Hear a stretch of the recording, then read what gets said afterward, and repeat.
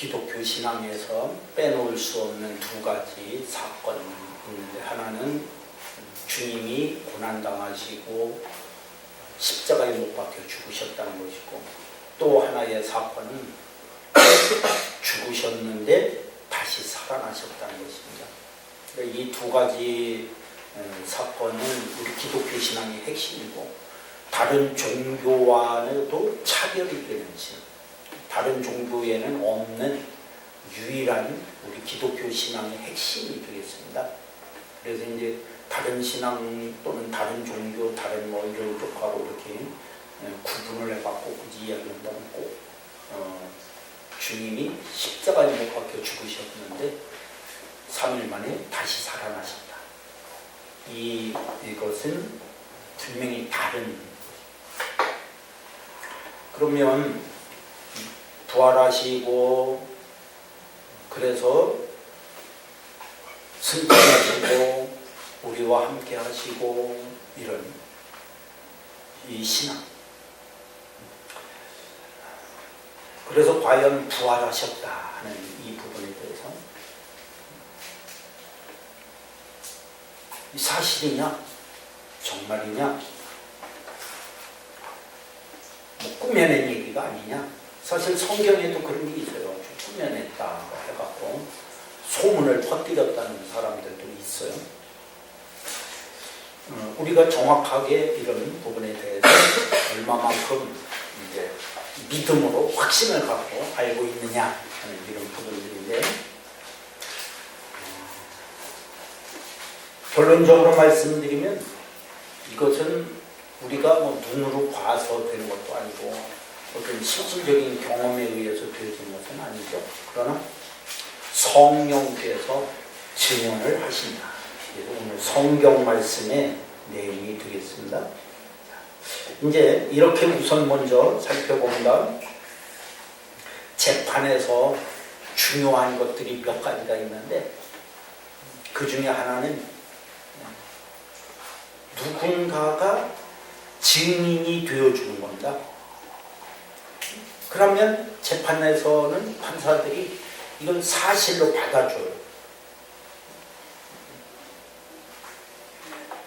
당신 뭐 몇 월 며칠 어디에 있었습니까? 몇 시에 어디에 있었습니까? 나는 몇 년 몇 월 며칠 몇 시에 어디에 있었습니다. 누가 그것을 증명을 할 수 있습니까? 누가 증명을 할 수 있습니까? 그럼 그를 데려오시오.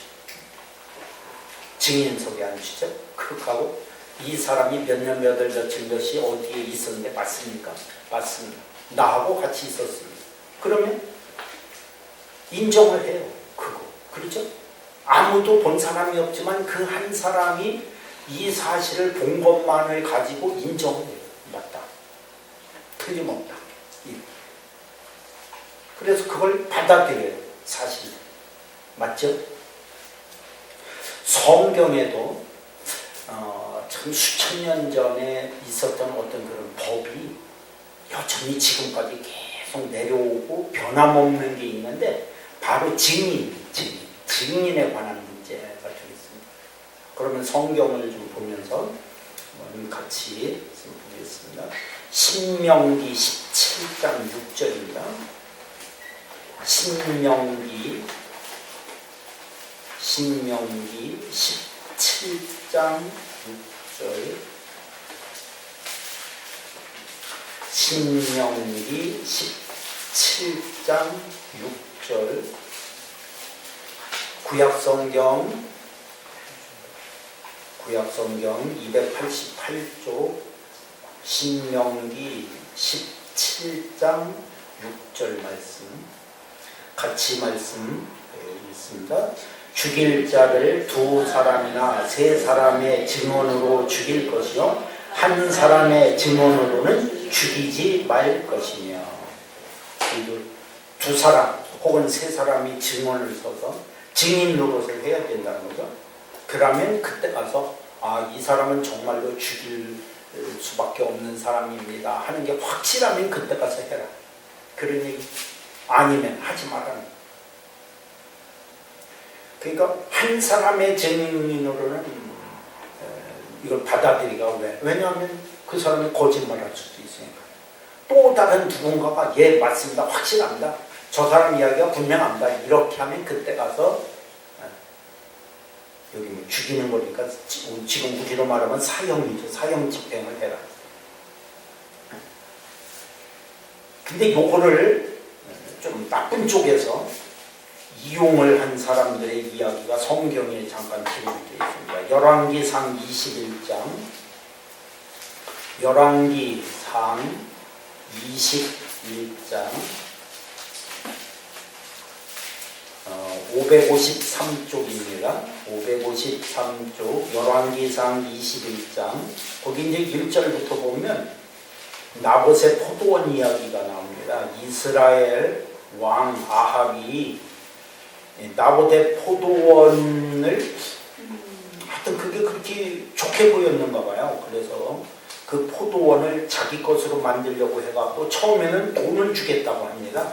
이게 1절부터 쭉 나오는데 근데 나봇이 이거는 처음부터 하나님이 조상 대대로 우리에게 주신 것이니까 이거는 돈을 주고 팔 수 없습니다. 그러니까 이제 4절부터 보면 아합 왕이 이 소리를 듣고 침상에 누워 얼굴을 돌리고 식사를 아니했다. 참 그만큼 그게 꼭 필요했던 것 같아요. 그러니까 이제 아내 이세벨이 묻습니다. 왜 그럽니까? 나봇의 포도원을 돈을 주고 산다고 해도 안 판다. 그러니까 7절에 보면 걱정하지 말아요. 이세벨이 얘기합니다. 식사를 하시고 마음을 즐겁게 하십시오. 내가 이스라엘 사람 나봇의 포도원을 왕께 드리리이다. 8절에 장로와 귀족들에게 편지를 보냅니다. 편지에 뭐라고 하느냐면 10절 같이 읽습니다. 불량자 두 사람을 그의 앞에 마주 앉히고 그에게 대하여 증거하기를 내가 하나님과 왕을 저주하였다 하게 하고 곧 그를 끌고 나가서 돌로 쳐 죽이라 하였더라. 그래서 실제로 그렇게 합니다. 11절에 편지에 쓴 그대로 12절에 금식을 선포하고 나봇을 백성 가운데 높이 앉히네. 13절 같이 읽습니다. 때에 불량자 두 사람이 들어와 그의 앞에 앉고 백성 앞에서 나봇에게 대하여 증언을 하여 이르기를 나봇이 하나님과 왕을 저주하였다 하며 무리가 그를 성읍 밖으로 끌고 나가서 돌로 쳐 죽이고 그래서 나봇의 포도원을 떼서 불량자 둘을 그러니까 증인 둘이 있어야 된다는 것을 역용을 하는 거꾸로 해갖고서는 증인 둘만 있으면 무조건 되니까 그거를 꾸민 거죠. 원래 뒤에서 꾸며서 그것도 불량자 뭐 돈만 주면 무슨 짓이든지 하는 그 불량자를 몰래 돈을 주고 사갖고서는 그들은 뭐 무슨 짓이든 하니까 거짓말로 증거를 잡아서 두 명이 나서니까 바로 나봇을 죽이게 돼요. 이런 사건. 근데 참 웃기는 거죠. 뭐 왕은 이걸 몰라요, 사실은. 이건 이세벨이라는 여자가 그 왕후죠. 그때로 말하면 왕후가 후인 것인데 거기 보면 8절에 보면 지금 다시 보면 함께 사는 장로와 귀족들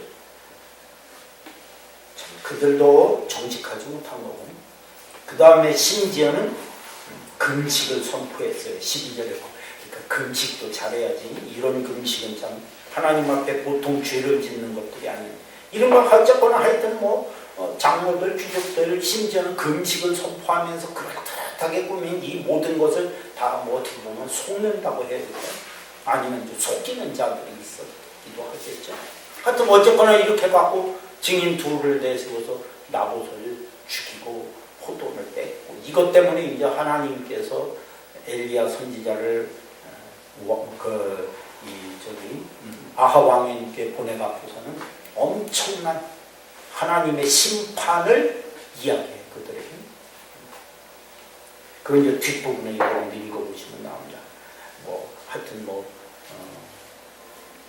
죽는데 그냥 죽는 게 아니라 피를 튀겨서 죽는데 그 피를 개들이 핥을 것이고 아주 이게 끔찍스러운 죽음을 맞이하는 게 뒷부분. 뭐 공중의 새가 먹을 것이다. 24절에 보면 아주 그냥 끔찍스럽습니다.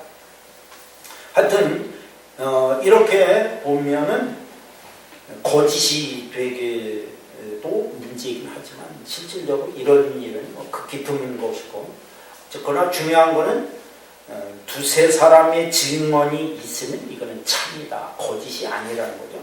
그래서 이제 마태복음 18장 16절에도 예수님이 말씀하는 내용을 우리가 볼 수가 있습니다. 마태복음 18장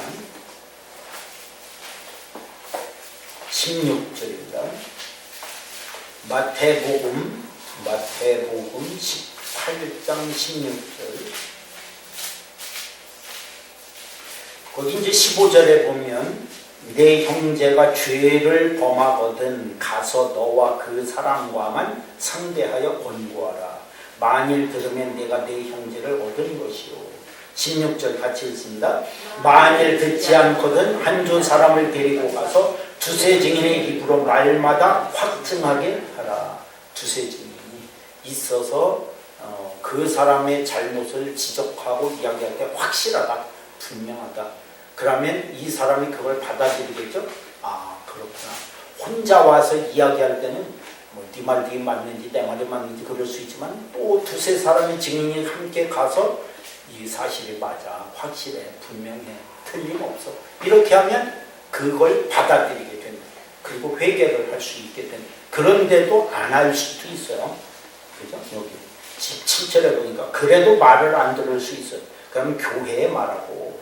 어쨌거나 하여튼 예수님도 그 구약에서부터 내려오는 증인, 두 사람에 관한 문제를 예수님도 분명하게 말씀하면서 확증하게 시켜라. 그죠? 확증. 분명히 그렇게 16절이 말마다 확증하게 하라. 이 사실이 분명하다, 맞다, 틀림없다, 이렇게 하도록 해라. 자, 그러면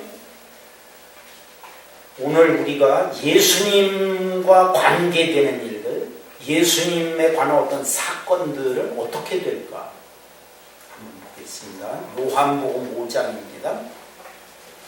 요한복음 5장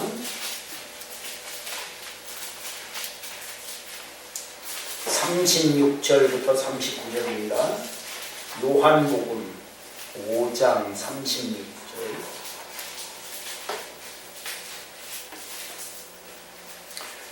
요한복음 5장 36절부터 39절 같이 말씀합니다.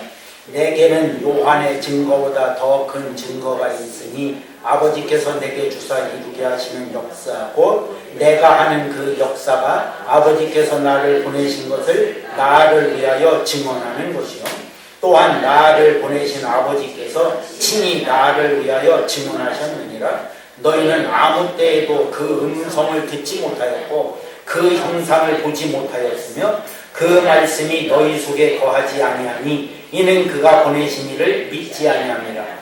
너희가 성경에서 영생을 얻는 줄 생각하고 성경을 연구하거니와 이 성경이 곧 내게 대하여 증언하는 것이니라. 아버지께서 친히 나를 위하여 증언하셨느니라. 37절. 자꾸만 제사장 그룹 또는 바리새인들, 서기관들이 예수님이 하는 일을 자꾸만 시비를 걸어요. 너는 어디서부터 왔냐? 왜 자꾸 너는 하나님과 동등하게 자꾸 얘기하냐? 너는 도대체 왜 이렇게 자꾸만 율법을 어기고 전통적으로 내려오는 신앙을 다 자꾸만 깨뜨리고 왜 자꾸 그러냐? 이제 이런 것들이 계속 시비가 걸리니까 특히 이제 요한복음에 그런 말씀들이 몇 가지 나옵니다. 나는 이 사실에 대해서 증거가 있다. 증거. 그리고 나를 증인으로 세워서 이것이 사실이다, 참이다고 말을 해주시는 분이 있는데 37절 나를 보내신 아버지께서 친히 나를 위하여 증언하셨느니라. 아버지 그러니까 지금 나를 위해서 증언하고 계시는데 너희들 이거 알고 있냐? 근데 문제는 음성을 듣지 못하였고 형상을 보지 못하였고 그러니까 이제 그러면 문제가 될 수 있겠죠? 어떻게 그거를 증명을 할 수 있겠냐? 그러니까 이제 39절에 또 나옵니다. 너희가 성경에서 영생을 하는 줄 생각하고 성경을 연구하거니와 이 성경이 곧 내게 대하여 증언하는 것이다. 성경이 나를 위해서 증언을 하고 있는. 이때는 이제 신약 성경이 아직 없었던 때니까요. 성경하면 구약 성경을 말씀하고요. 이 구약 성경 안에서 보면 메시아에 대한 증언들이 계속 나온다 이거예요. 그런 것들이. 그건 나를 지금 증언을 하고 있는 이야기들이에요. 제가 말씀을 전하면서 제 이야기를 가급적 안 하고 자꾸 성경 구절을 찾고 성경 말씀 안에서 자꾸 함께 보는 것도 다 그런 거예요. 내 말로 안 하고 성경에서 틀림없이 이렇게 말씀하고 있으니까 여러분들은 믿어야 된다. 제 말은 믿을 필요가 없어요. 저도 사람이니까 확실하지 않잖아요. 근데 성경을 제가 자꾸 들어서 설명을 하잖아요. 성경이 분명히 증언하고 있고 성경이 증거하고 있는 사실이고 성경이 분명하게 이것이 맞다고 하고 있는데도 불구하고 이것을 못 믿는다면 그럼 뭐 이제 더 이상 어떻게 할 수는 없는 거예요. 그렇죠? 못 믿으면 이걸 어떻게 해요? 내가 분명히 성경이 있다고 하는데도 안 믿어진다면 참 그건 어떻게 할 수가 없는 거예요. 8장에서 하나 더 보겠습니다. 8장 요한복음 8장 13절부터 18절입니다. 요한복음 8장 13절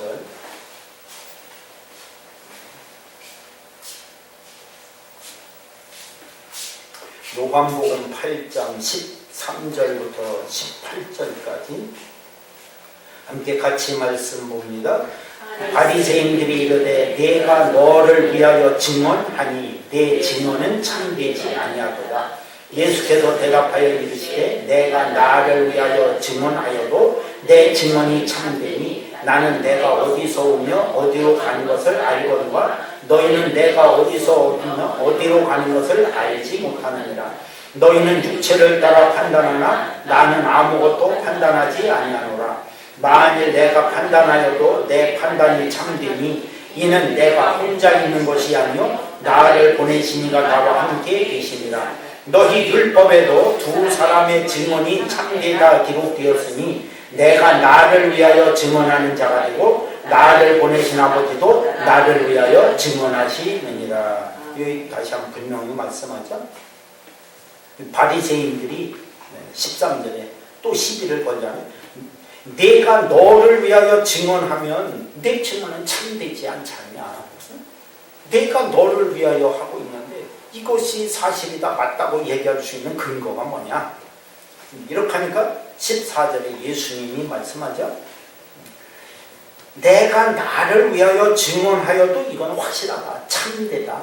거짓이 아니다. 왜냐하면 내가 어디서 오며 어디로 가는 것을 알고 얘기를 하고 있다. 그러니까 분명한 진리를 나는 너희들한테 얘기하고 있는데 이것은 거짓이 아니라 예수님이 말씀하신 이 모든 것들이 하나도 거짓된 게 없는데 바리새인들은 자기네들 중심으로 자기네들 기준으로 자꾸만 예수님이 잘못됐다고 얘기를 지금 하고 있다는 거예요.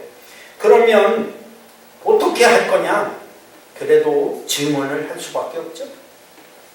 17절 너희 율법에도 두 사람의 증언이 참되다. 이렇게 우리가 봤습니다. 앞부분에서 신명기의 말씀을 봤죠. 또 다른 성경에도 있어요. 근데 신명기 17장 한 절 말씀만 봤는데 두 사람의 증언이면 이거는 참되다. 이게 기록이 되어 있다는 거죠. 말씀은. 그러면 18절에 내가 나를 위하여 증언하는 자가 되고, 두 번째는 나를 보내신 아버지가 나를 위하여 증언. 그럼 둘이 아니냐 이거지. 그럼 이건 참되지 않냐, 사실이 아니야, 맞지 않냐, 이렇게 말씀을 하고 있는 거죠. 그리고 오늘 더 확실하게 말씀드릴 또 한 분 증언자가 계시는데 바로 성령이십니다. 요한복음 15장 봅니다. 요한복음 15장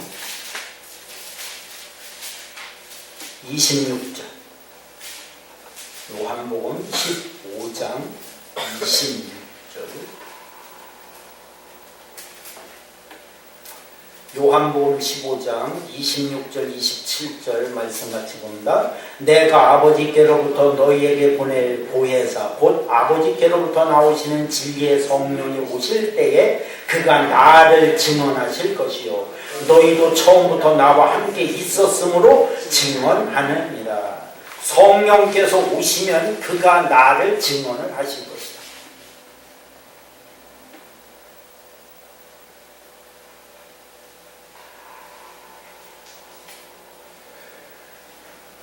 예수님은 어차피 육의 몸으로 오셨기 때문에 죽으셔야 돼요. 그래야 다시 하나님께로 가는 겁니다.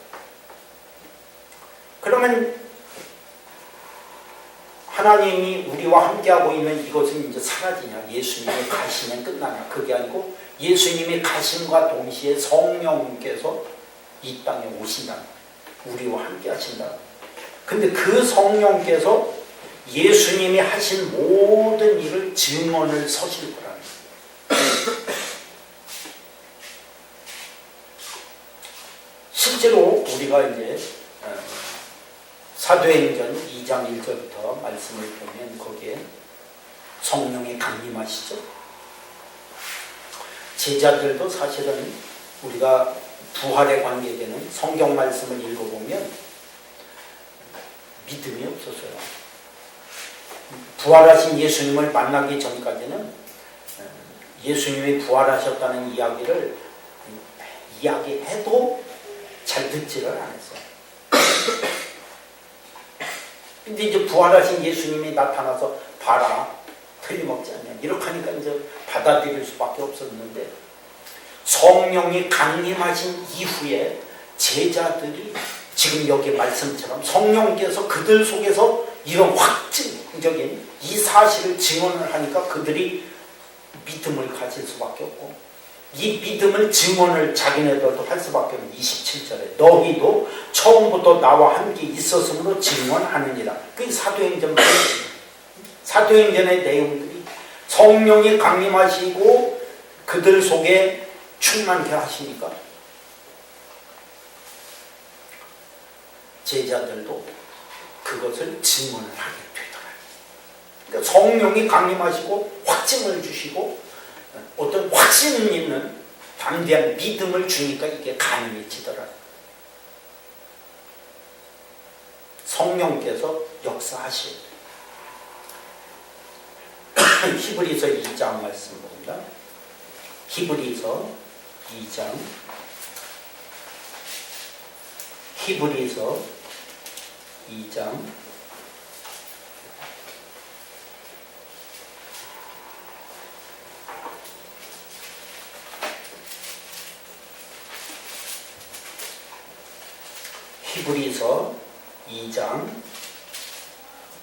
4절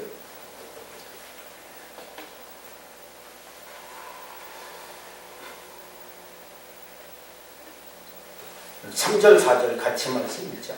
우리가 이같이 큰 구원을 등한히 여기면 어찌 그 보응을 피하리요. 이 구원은 처음에 주로 말씀하신 바요 들은 자들이 우리에게 확증한 바니 하나님도 표적들과 기사들과 여러 가지 능력과 및 자기의 뜻을 따라 성령이 나누어 주신 것으로서 그들과 함께 증언하셨느니라.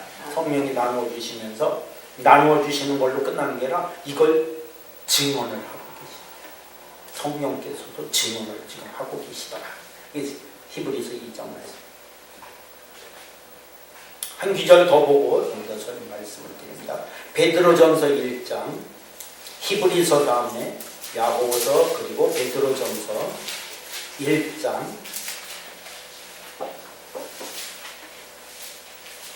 11절 12절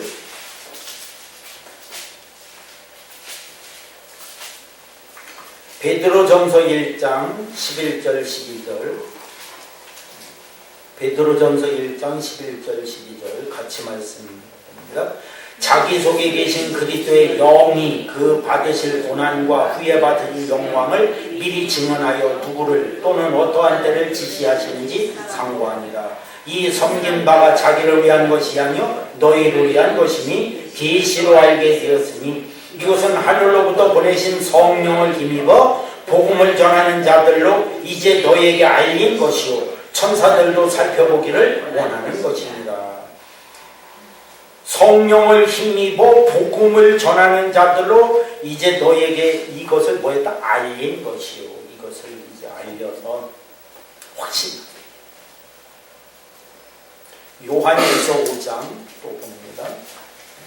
요한일서 5장 6절 9절. 요한일서 5장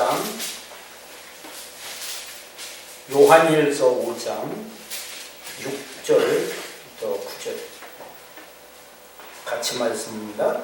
예수께서 하나님의 아들이심을 믿는 자가 아니면 세상을 이기는 자가 누구냐? 이는 물과 피로 임하신 이시니 곧 예수 그리스도시라. 물로만 아니요 물과 피로 임하셨고 증언하는 이는 성령이시니 성령은 진리니라.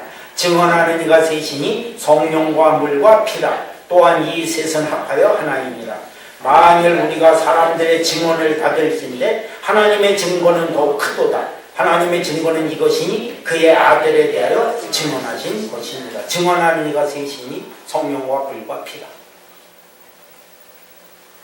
사실들을 증언을 지금 하고 있다.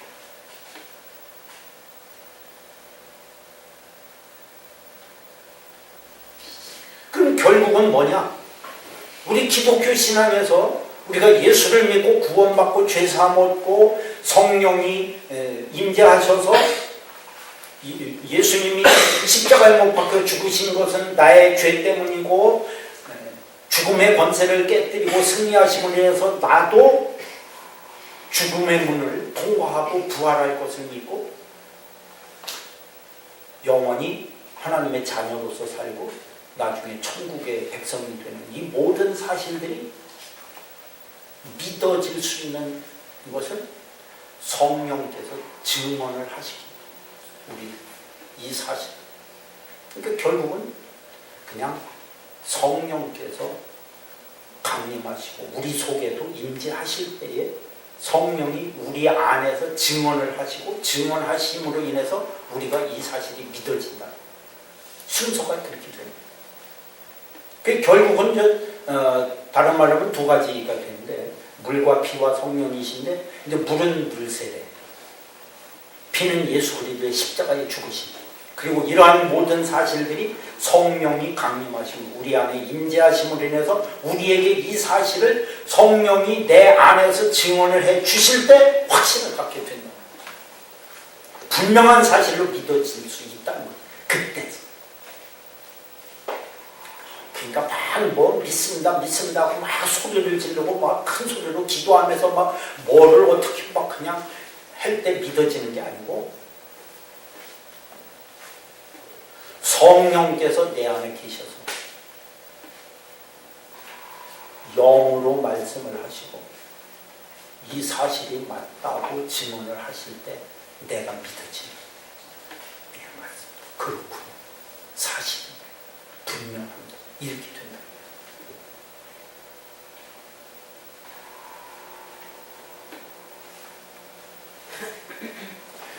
우리의 신앙과 관련된 모든 것, 특히 부활신앙, 성령께서 우리에게 증언을 해주셔서 되는 거예요.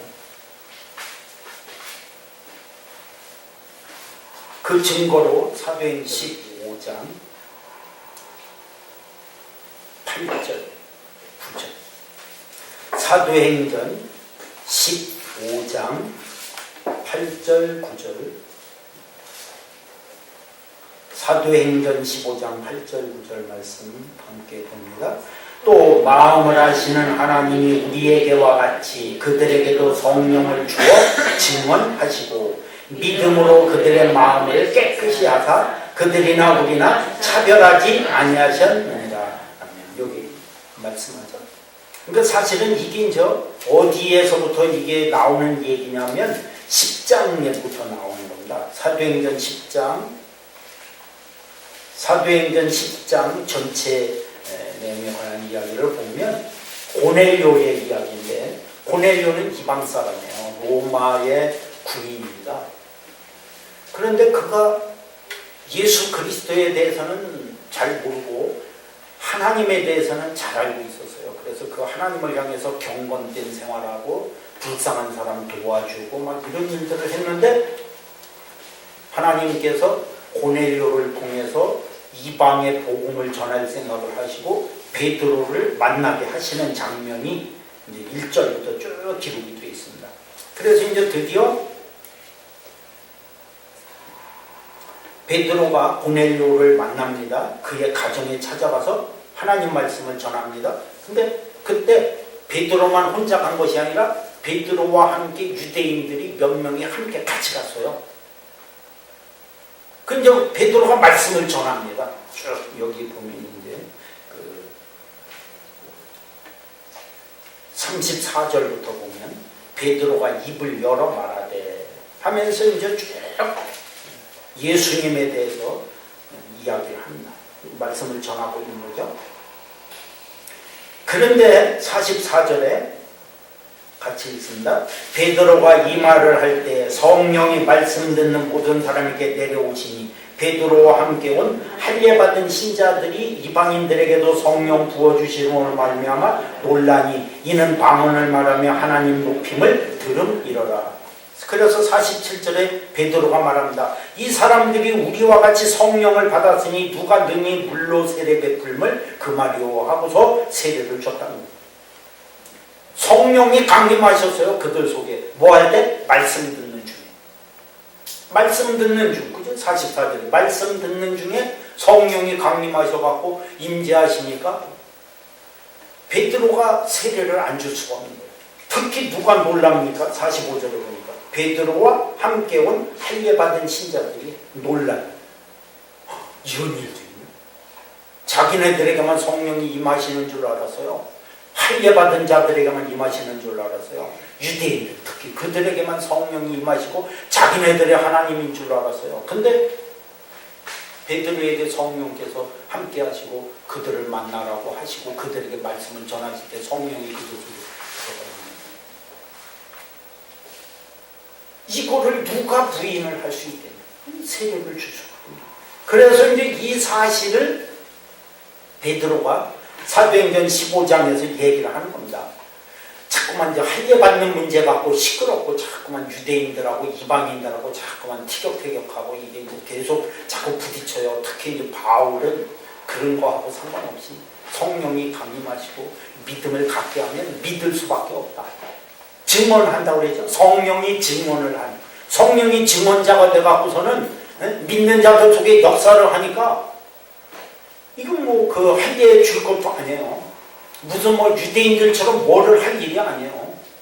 그런 거하고 상관이 없는 거예요. 율법하고도 상관이 없는 거예요. 그러니까 바울은 말씀을 전할 수밖에 없는 거예요. 그렇게. 근데 이게 이제 자꾸만 부딪히니까 회의를 합니다. 예루살렘에서. 그때 베드로가 한 말이에요. 사도행전 15장에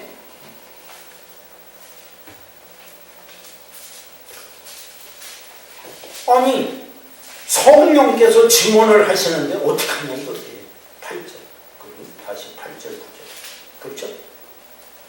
사도행전 15장 8절. 마음을 하시는 하나님이 우리에게와 같이 그들에게도 성령을 주어 증언을 하시는데 우리가 어떻게 이것을 아니라고 말할 수 있냐 이거지.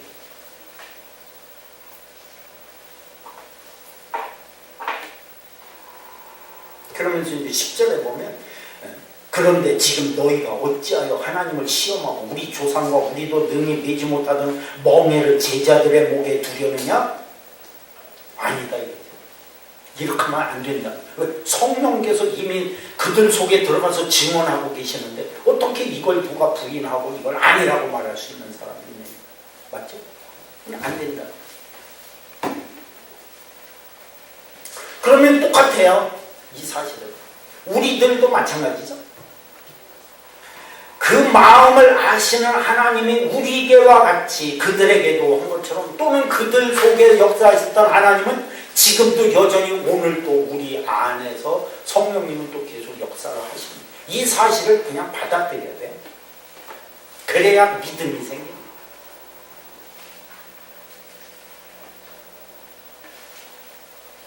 고린도전서 12장 3절에도 보면 성령의 역사가 아니면 성령의 감동하심이 아니면 예수님을 주님 이렇게 말할 수 없다는 말씀도 있어요.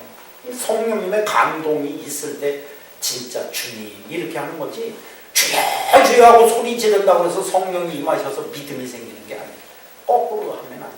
성령이 내 안에 역사를 하셔서 감동이 있을 때 비로소 주님 이렇게 부르는 거예요. 마찬가지로 부활신앙도 똑같아요.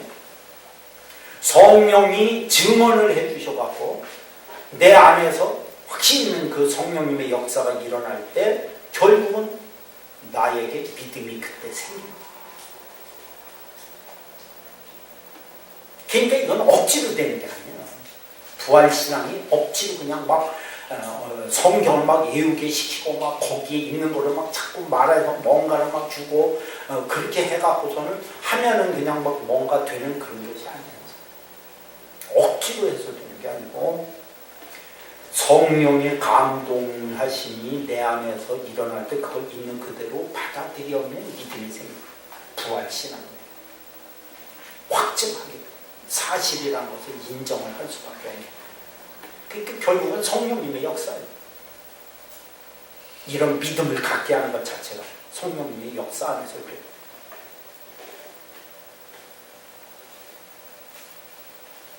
결국은 우리가 성령이 임재하시는 체험을 해야 할 수밖에 없는 거예요.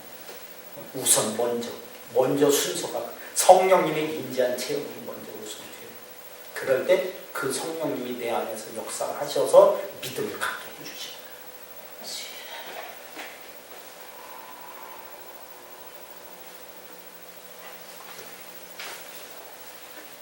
그러면 오늘 우리들에게 이런 믿음을 주셔서 일들을 등에 감당하게 하시고 이 놀라운 은혜가 우리 안에서 이루어지면 주님께서 하신 모든 일들이 다 그냥 믿어지는 겁니다. 뭐 이렇게 어떻게 말로 설명할 수 있는 것들이 아니에요. 사실 우리 안에 역사하는 이 믿음의 역사는 성령님께서 하시는 그러므로 성령께서 우리들에게 증언하시는 사실을 받아들이고 둘이 증언하면 그건 참이 거짓이 아닌 이 사실이 있는 그대로 받아들인다면 오늘 우리들에게도 우리의 신앙 고백이 바로 부활하신 주님을 향해서 이루어질 줄로 믿습니다. 기도합니다.